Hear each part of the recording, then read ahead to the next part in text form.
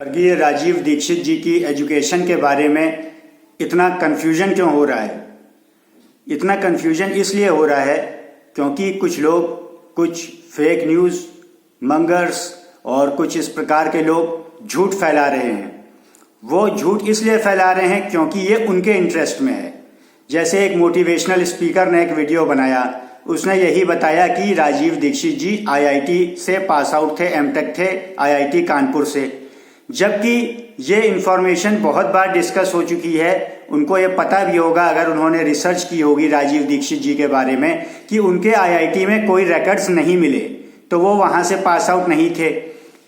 और इस संदर्भ में वीरेंद्र सिंह गोधली वाले जो हैं, उन्होंने एक सफाई भी दी थी कि अगर वो नहीं भी अगर आईआईटी से पास आउट हैं तो क्या हम उनको नहीं मानेंगे? क्या उनकी वैल्यू कम हो जाएगी? तो क्या उनके आईआईटी की ही वजह से उनकी कोई वैल्यू है? उनकी तो अपनी वैल्यू है। आईआईटी तो वो देखे जो उनको नौकरी दे रहा हो कि कहाँ का सर्टिफिकेट लाए हो, जबकि समझदार लोग तो वो भी सर्टिफिकेट नहीं देखते, जबकि समझदार लोग ही ऐसे सर्टिफिकेट नहीं देखते। एप्पल कंपनी में ऐसे ऑफर्स आए हैं जहां बच्चे को बिना किसी डिग्री के नौकरी दी गई उसकी काबिलियत के आधार पे, क्योंकि उसमें प्रोग्रामिंग स्किल्स थी। और एलन मस्क और पीटर थिल जो इसी के ग्रुप का है, उसके साथ पहले स्टार्टअप्स में काम करता था, जैसे ये पेपाल, तो उसका भी एक कहना है, ये मानना है कि जो एमबीए पास आउट्स हैं उनको नौकरी नहीं देनी चाहिए, क्योंकि एमबीए में ऐसा कुछ नहीं होता जो काम का है और वो लोग किसी लायक नहीं होते, उनको नौकरी बिल्कुल नहीं देनी चाहिए। लेकिन ट्रेंड कुछ और ही चलाया जा रहा है, क्योंकि ट्रेंड चलाने वालों ने भी कभी नौकरी की होगी, वो किसी पोजीशन पे पहुंचे, उन्होंने अपनी नौकरी के वश में होते हुए ऐसा ट्रेंड बना दिया कि नौकरी के लिए डिग्री उन्हें चाहिए थी, तो उन्होंने अपने हिसाब से किसी डिग्री को सेलेक्ट किया कि ये एमबीए डिग्री है तो इसको मान लो, इसकी वजह से नौकरी दो। लेकिन जो एंटरप्रेन्योर्स थे, जो खुद काम करते थे, बिजनेस करते थे, पीटर थिल जैसे और एलन मस्क जैसे, तो इन्होंने ये सच्चाई वाली बात कही, इन्होंने बिल्कुल प्रैक्टिकल बात कही, और ये प्रैक्टिकली वैसा मानते भी हैं, करते भी हैं। तो और लेकिन जो भारतीय समाज है वो सिर्फ नौकरी के पीछे भागता है, तो इसकी वजह से, और उन्हें लगता है कि आईआईटी एक बड़ा इंस्टीट्यूट है तो शायद बड़ी नौकरी मिल जाएगी, और ऐसा होता भी है, क्योंकि वहीं से ऐसी जगहों से पास आउट लोग पहले नौकरी पे पहुंचते हैं, एचआर में जाते हैं, अन्य डिपार्टमेंट्स में जाते हैं, तो ऐसी ही डिमांड रखते हैं, जबकि प्रैक्टिकल लोग इससे बहुत आगे हैं। और यहाँ के सारे लोग इसीलिए नौकर निकलते हैं, मालिक नहीं निकलते। और फिर कहते हैं कि हमने तो गूगल का सीईओ दिया, माइक्रोसॉफ्ट का सीईओ दिया, अलग अलग तरह के सीईओज की बात करते हैं, मतलब नौकर की बात करते हैं। सीईओ नौकर होता है, मालिक नहीं होता है।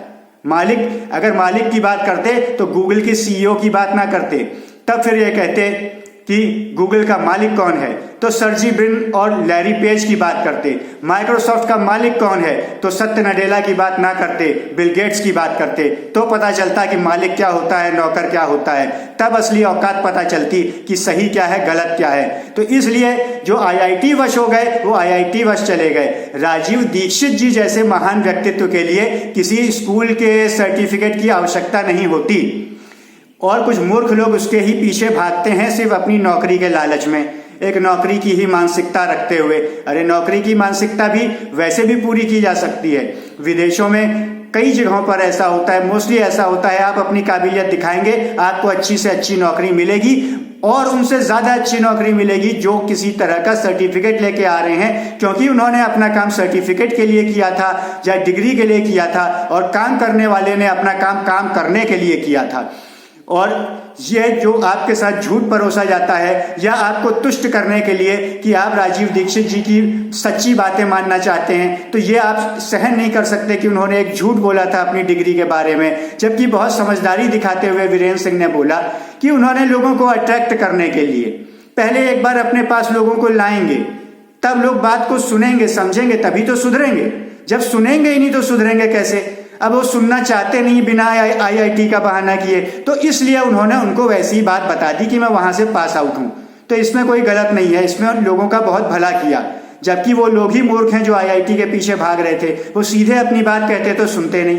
तो ये बात समझदारी की है, उन्होंने बहुत समझदारी की, मूर्खों को उन्होंने सही रास्ते पे लाया, ये ज्यादा बड़ी बात है। और ज्यादा बड़ी क्या, यही बात ही यही है, बाकी बातें फालतू की बात हैं। और इसमें आपको ध्यान रखने की बात यह है कि सत्य बहुत दुर्लभ है। सत्य आपको इतनी आसानी से नहीं मिलता। मोटिवेशनल स्पीकर्स जब वीडियो बनाते हैं या जब अपने आयोजन करते हैं, स्टेज पे खड़े होते हैं, उनका ध्यान इस बात पे नहीं रहता कि वो आप तक सच पहुंचाएं।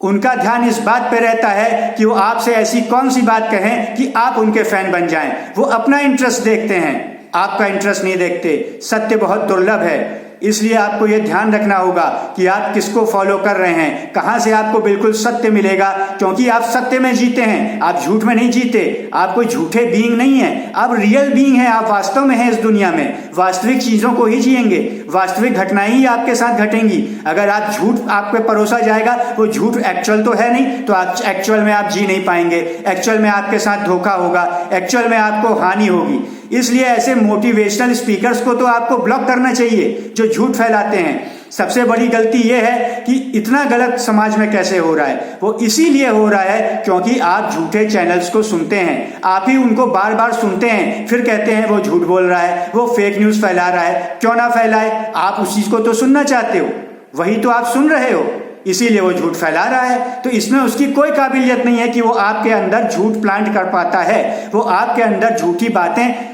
घुसेड़ पाता है। वो ऐसा इसलिए कर पाता है क्योंकि आप उसी को रिसीव करने को तैयार हो, उसी को एक्सेप्ट करने को तैयार हो। अगर आप समझदार होते तो वो ना होते। आपकी मूर्खता ही उनकी काबिलियत है, वास्तव में उनमें कोई काबिलियत नहीं है। तो इसलिए इस वीडियो को शेयर करें, समझदार बने और सब्सक्राइब करें, जिससे कि समझदारी की बातें, एक्चुअल बातें आप तक हमेशा आगे पहुंचती रहें और मूर्खता से आप बाहर आ सकें।